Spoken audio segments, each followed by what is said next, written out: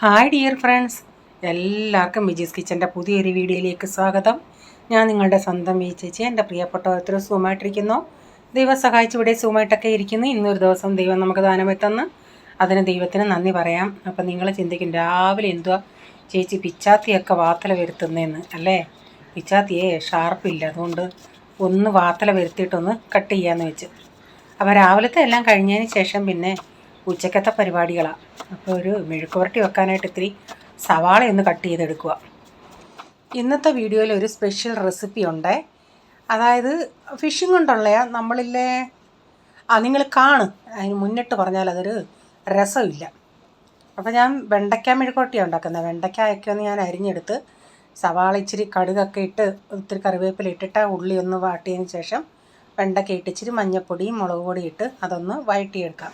അതുപോലെ എൻ്റെ പ്രിയപ്പെട്ട ഓരോരുത്തരും സുഖമായിട്ടിരിക്കുന്നു, സേഫായിട്ടിരിക്കുന്നു. വാർത്തകളൊക്കെ കാണുന്നുണ്ട്. കാണുമ്പം തന്നെ ദൈവമേ, മണ്ണിടിച്ചിലും വെള്ളപ്പൊക്കവും ഒക്കെ കണ്ടിട്ട് സഹിക്കുന്നില്ലെന്നുള്ളതാണ്.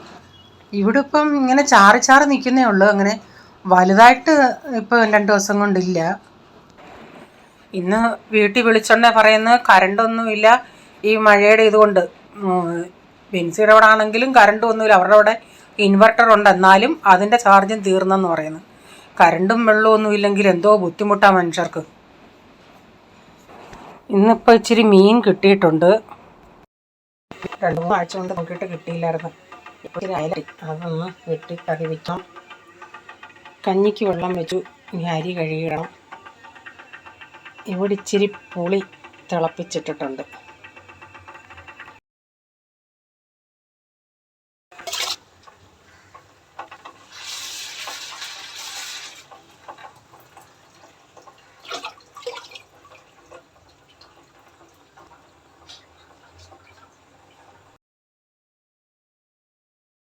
അന്നേരം ഞാൻ മീനൊക്കെ ഒന്ന് വെട്ടിയെടുത്തു. അപ്പോൾ ഇന്നത്തെ മീൻ ഉണ്ടാക്കുന്നത് ഒരു സ്പെഷ്യൽ റെസിപ്പിയാണ്. ഞാൻ പണ്ട് ഇതൊന്ന് ഉണ്ടാക്കിയിട്ടുണ്ട്. അപ്പോൾ അതിനു വേണ്ടി ഞാൻ കുറച്ച് വറക്കാനും എടുക്കുന്നുണ്ട്, ഇച്ചിരി അത് ആ കറിക്ക് വേണ്ടി മസാലയ്ക്ക് വേണ്ടി ഉണ്ടാക്കുന്നുണ്ട്.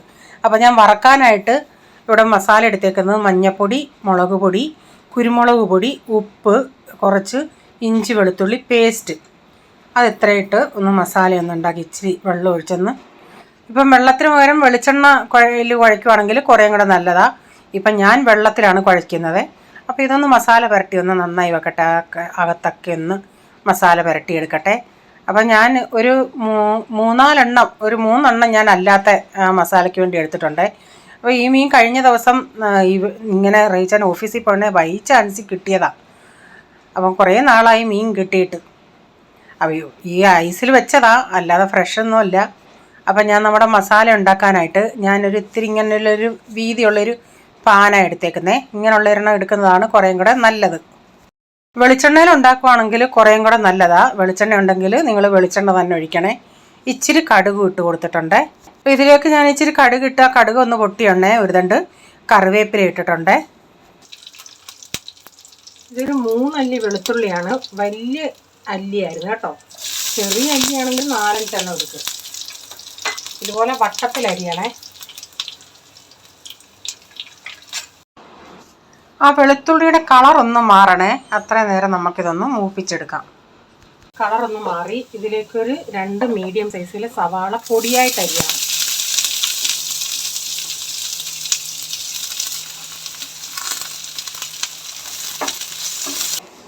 അപ്പോൾ ഇതിലേക്ക് ഞാൻ ഒരു 1 ടീസ്പൂൺ ഇഞ്ചി പേസ്റ്റ് കൂടെ ചേർത്ത് കൊടുക്കുന്നുണ്ട്. അപ്പം സവാളയുടെയൊക്കെ കണക്ക് നിങ്ങൾക്ക് എത്രയും മസാല വേണമെന്ന് വെച്ചാൽ അതനുസരിച്ച് സവാള ചേർക്കാമേ. അപ്പോൾ ഇതൊരിപ്പം 3 മീനേ ഉള്ളൂ, അതുകൊണ്ട് അതനുസരിച്ചാണ് ഞാൻ എടുത്തേക്കുന്നത്. അപ്പോൾ സവാളയുടെയൊക്കെ ആ കളറൊന്ന് മാറി വന്നുകൊണ്ടെങ്കിൽ ഞാനൊരു 1.5 മുറി ഇതുപോലുള്ള ഒരു ടൊമാറ്റോയുടെ 1.5 മുറി ടൊമാറ്റോ, അതും പൊടിയായിട്ടാണ് അരിഞ്ഞേക്കുന്നത്, അതുകൂടെ ചേർത്ത് കൊടുത്തിട്ട് നമുക്കിതൊന്ന് ഇച്ചിരി ഉപ്പിട്ടൊന്ന് വഴറ്റിയെടുക്കാമേ. വേണമെങ്കിൽ നിങ്ങൾക്ക് കുറച്ച് നേരം അടച്ചൊക്കെ കൊടുക്കാം. അപ്പോൾ ആ ടൊമാറ്റോ ഒന്നുകൂടെ ഒന്ന് സോഫ്റ്റായിട്ട് വരും. ഞാൻ ഇച്ചിരി നേരം ഒന്ന് അടച്ചു കൊടുത്തായിരുന്നേ.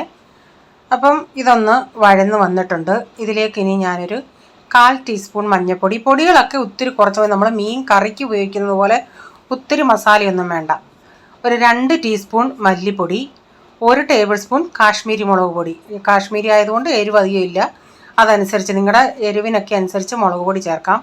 ഒരു പിഞ്ച് ഉലുവാപ്പൊടി, പിന്നെ ഞാനിതിൽ 1/2 ടീസ്പൂൺ, ഞാൻ മീൻ കറിക്കാണെങ്കിൽ മുളക് പൊടി കുരുമുളക് പൊടി ചേർക്കാറില്ല, ഇതിൽ കുരുമുളക് പൊടി ചേർക്കുന്നുണ്ട്. ഇപ്പം ഞാനിത് 3 ടീസ്പൂൺ, നിങ്ങൾ എന്തിച്ചാണ് 1 ടേബിൾ സ്പൂൺ എന്ന് പറഞ്ഞിട്ട് വിജി മുളക് അങ്ങ് വാരി ഇടുവാന്നല്ലോ എന്ന്. ഇത് ഞാൻ ടീസ്പൂൺ 3 ടീസ്പൂണാണ് 1 ടേബിൾ സ്പൂൺ. അപ്പം ഞാൻ 3 ടീസ്പൂണാണ് ചേർത്തേക്കുന്നത്. എന്നിട്ട് ഒരു നുള്ളു ഉലുവാപ്പൊടിയും 1/2 ടീസ്പൂൺ കുരുമുളക് പൊടിയും ചേർത്ത് ഇതിൻ്റെ പച്ചമണം ഒന്ന് പോകുന്നിടം വരെ ഒന്ന് വഴറ്റിയെടുക്കാം. ആ പച്ചമണം ഒന്ന് പോട്ടെ. ഇപ്പം മസാലയൊക്കെ ഒന്ന് മൂത്തിട്ടുണ്ട്. അപ്പോൾ ഇതിലേക്ക് ഞാൻ തിളപ്പിച്ചില്ലേ, അതിൽ നിന്ന് കുറച്ച് പുളിവെള്ളം ഒഴിക്കുന്നുണ്ട്.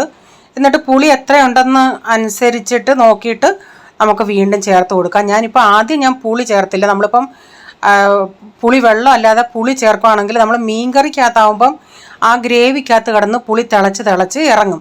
ഇത് ഒത്തിരി നമ്മൾ ഗ്രേവി ആക്കുന്നില്ല, അതുകൊണ്ട് പുളി മുങ്ങിക്കിടക്കാനും പറ്റത്തില്ല, അതുകൊണ്ട് പുളി ഇറങ്ങാൻ ബുദ്ധിമുട്ടാണെന്നും പറഞ്ഞാണ് ഞാൻ അതൊന്ന് തിളപ്പിച്ചത്, ആ പുളിവെള്ളം എടുത്തത്. അപ്പം ഞാൻ കുറച്ച് പുളിവെള്ളം ഒഴിച്ച് ഒന്ന് നോക്കിയുണ്ടേ ഇച്ചിരി പുളി കുറവായിട്ട് തോന്നി.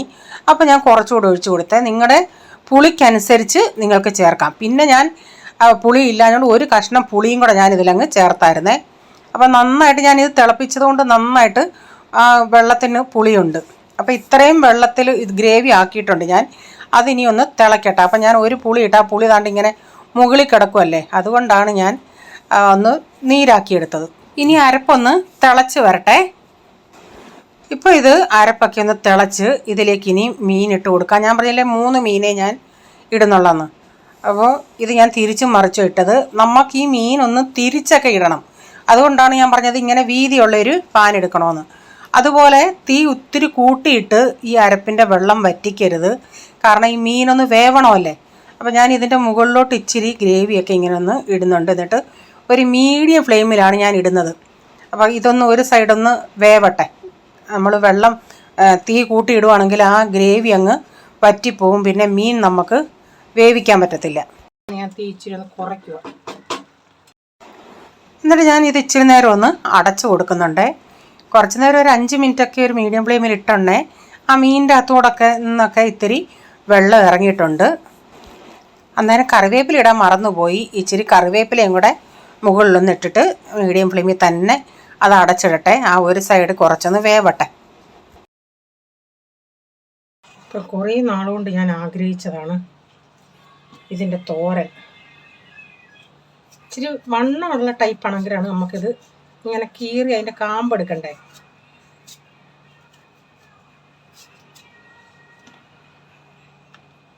ഒത്തിരി മുറ്റിയത് കൊള്ളത്തില്ല, അന്നേരം അരി കടക്കായിട്ടിരിക്കും കടിക്കുമ്പോഴേ.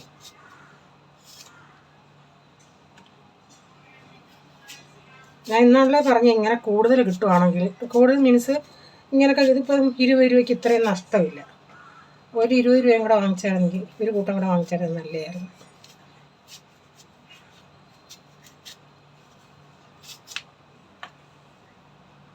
ഞാനിപ്പോൾ ആദ്യം ഇങ്ങനെ ഒരു തവി എടുത്താൽ ചെയ്യുന്നത്. ഇവിടെ ഇച്ചിരി ഷാർപ്പുള്ള, എന്നിട്ട് കുഞ്ഞായിട്ട്, ഇത് മിക്ക ആൾക്കാർക്കും അറിയാം, ഒത്തിരി അങ്ങ് കാമ്പെടുക്കട്ടെ. ഇച്ചിരിച്ച കാമ്പിങ്ങനെ എനിക്കിതിലങ്ങോട്ട് ശരിയാവുന്നില്ല. കുഞ്ഞ് സ്പൂൺ നോക്കട്ടെ. ഇവിടെ ഇച്ചിരി ഇത് ഉള്ളതാകുമ്പോൾ നല്ലതാണ്. ഇത് ഉള്ള കണ്ടോ, ഞാൻ ഇങ്ങനെ ഇച്ചിരിച്ച ആയിട്ട് ഇങ്ങനെ ഇത്രയും പീസിൽ നീളത്തിൽ ഇങ്ങനെ ചെയ്യുക. ഇതിനകത്ത് മാംസം മാത്രം ഒത്തിരി അങ്ങിട്ട് ചിരണ്ടിയ ആ നാരൂടിങ്ങി വരും.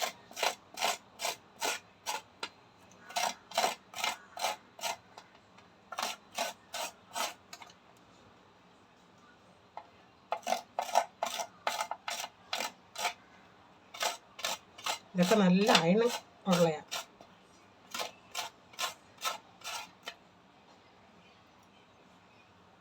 ഇങ്ങനെല്ലാം ഞാനത് ചിരണ്ടി എടുക്കട്ടെ.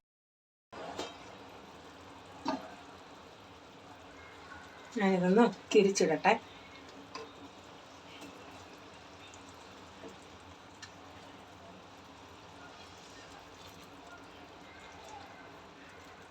ചേടാ നമുക്ക് തിരിയാൻ അതിനെന്താ അത്ര മടി?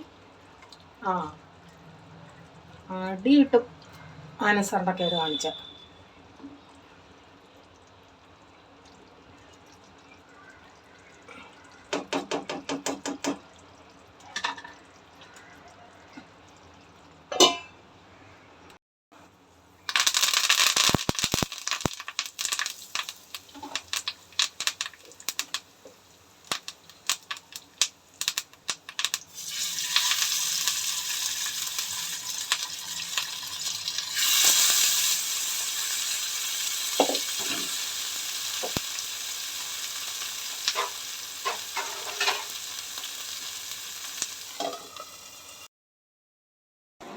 അപ്പോൾ ഇത് ഞാൻ മറ്റേ സൈഡും തിരിച്ചിട്ടായിരുന്നു.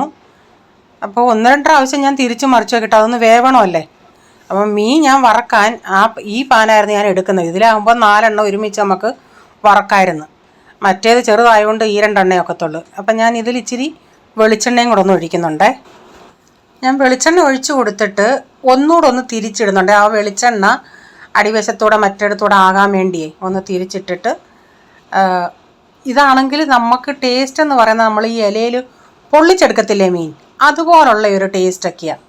അപ്പോൾ ഇത് ഈ ഒരു ഇച്ചിരി ഗ്രേവി മതി നമുക്ക് ഒരു പ്ലേറ്റ് ചോറുണ്ണാൻ. ആ ഗ്രേവി നല്ല ടേസ്റ്റുമായിരുന്നു. അപ്പോൾ ഈ മസാലയൊക്കെ ഞാനൊന്ന് ഇതിൻ്റെ മുകളിലോട്ടൊക്കെ ഒന്നുകൂടെ ഒന്ന് ആക്കി കൊടുക്കുന്നുണ്ട്. അപ്പം നമ്മൾ ഉണ്ടാക്കുമ്പോൾ ഇങ്ങനെ നന്നായിട്ട് വരഞ്ഞിട്ട് വേണം ഇടാൻ. ഞാനൊരു 3-4 വര വരഞ്ഞിട്ടുണ്ട്. അപ്പോൾ ആ മസാല അതിൻ്റെ അകത്തോട്ടങ്ങ് കയറും. നമ്മൾ മീൻകറി വെക്കുന്നത് പോലെ അല്ലല്ലോ ഇത്, കാരണം മുങ്ങിക്കിടക്കുന്നില്ലല്ലോ. അതുകൊണ്ട് ഇങ്ങനെ വര വരഞ്ഞ് ഇങ്ങനെ മസാലകൾ ഇങ്ങനെ മുകളിലോട്ട് ഇട്ട് കൊടുക്കണം. ഇപ്പം ഈ ഒരു മീനും ഇച്ചിരി ഗ്രേവി മാത്രം മതി, നമുക്ക് വേറെ കൂട്ടാനൊന്നും വേണ്ട ചോറുണ്ണാനായിട്ട്. നന്നായിട്ട് നല്ല മസാലയുള്ളത് കൊണ്ട് നല്ല സാധാരണ നമ്മൾ മീൻ ചാറ് ഇങ്ങനെ ഒഴിക്കുന്നത് പോലെ വേണ്ട, ഒരു ഇച്ചിണിയും ഗ്രേവി മതി ഒരു പ്ലേറ്റ് ചോറുണ്ണാൻ. അപ്പം നിങ്ങൾ ചെയ്തിട്ടില്ലെങ്കിൽ ഇതുപോലെ ഒന്ന് ചെയ്യേ. അതേസമയം എനിക്ക് വാളംപുളിയേക്കായി ഇഷ്ടം ഈ തോട്ടുപുളിയുടെ ഇതാണ്. വാളംപുളിയുടെ ഗ്രേവി വേണേലും വെള്ളം വേണേലും ഒഴിക്കാം. അപ്പോൾ ടേസ്റ്റിലൊരു വ്യത്യാസം വരുമെന്ന് എനിക്ക് തോന്നുന്നു. അപ്പം ഞാൻ നമ്മുടെ മുരിങ്ങയ്ക്കയുടെ കാമ്പ് എടുത്തില്ലേ, അത് കുറച്ചേ ഉള്ളായിരുന്നു. അപ്പം ഞങ്ങൾക്ക് ഒരു നേരത്തേക്കിന് വേണമല്ലോ 5 പേർക്ക്.